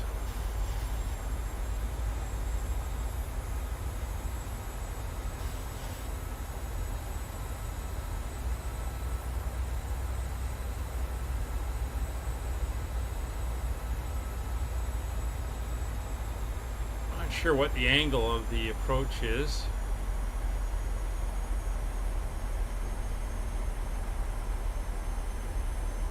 .3°. Seems a little steep, but it's all looking good. There's 8 miles. We're making the turn in. Get the speed back to 165. It's 185, gear down.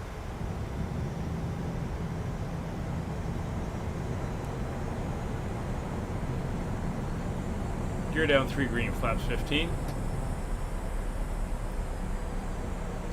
Speed 165. Flaps 25.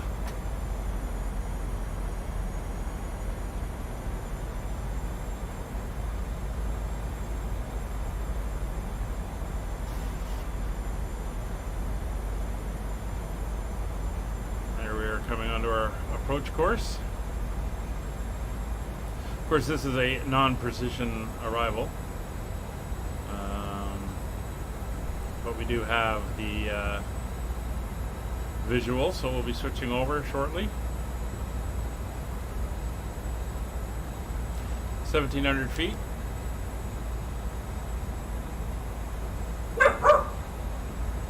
Yes, you confirm that, Molly? Very good. Molly confirms that was 1,700 feet.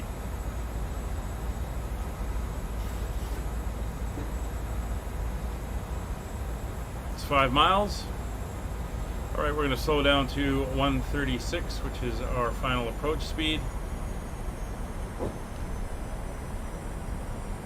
That's Molly saying check. Just flaps 130.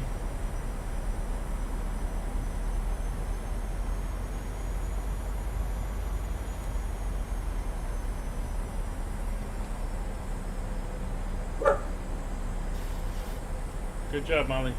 Thank you. She's guarding the cockpit door.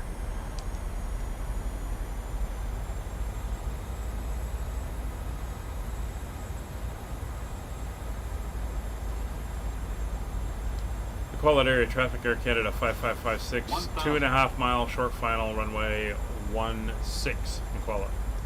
1,000 to go, flaps full. Iqaluit traffic Air 648, 16. Ignitions to continuous, lights are all on, cabin is notified, recall is clear. Reference speed 136, runway in sight, and that was Kevin making his clearing call.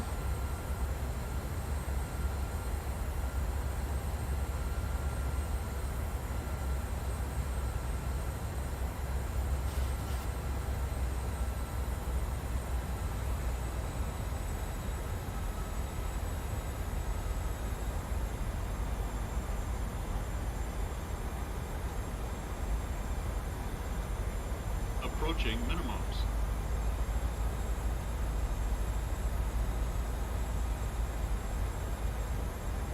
Minimums. Continue.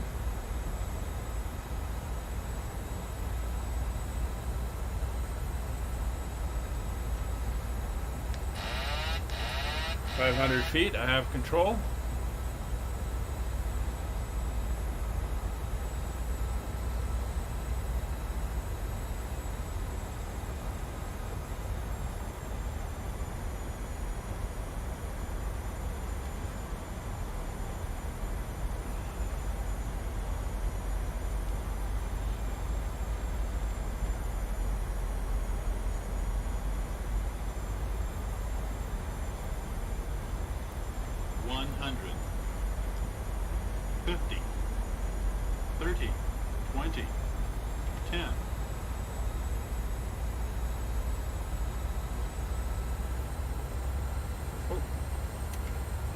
Supposed to shut off.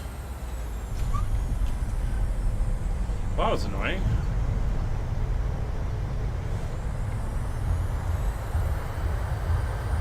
But we're down. 100 knots.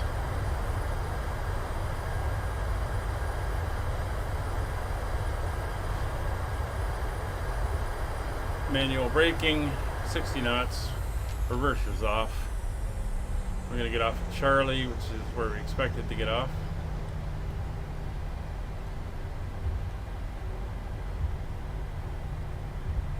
Ladies and gentlemen, we have reached our destination. The local time is 4:42 p.m.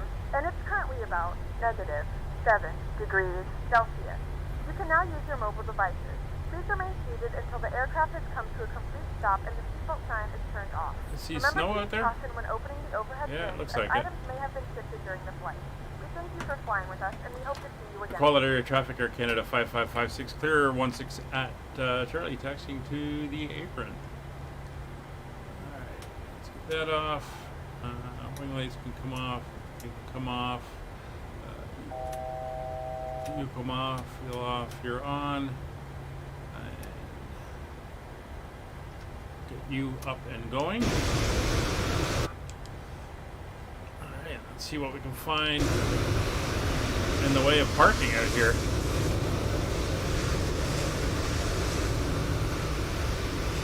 See, there's the community. The tower is the airport. It does look nice. And we'll see it, we should see it in the daylight next time we're here.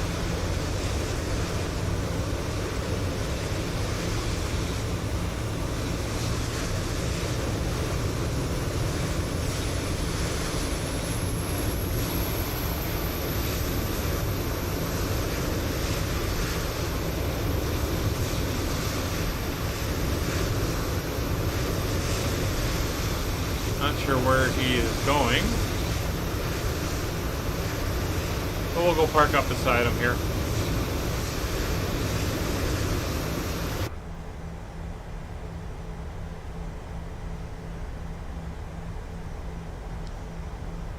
Arctic 438, did you find a spot? Yeah, we're taking descent 1 for Arctic 438.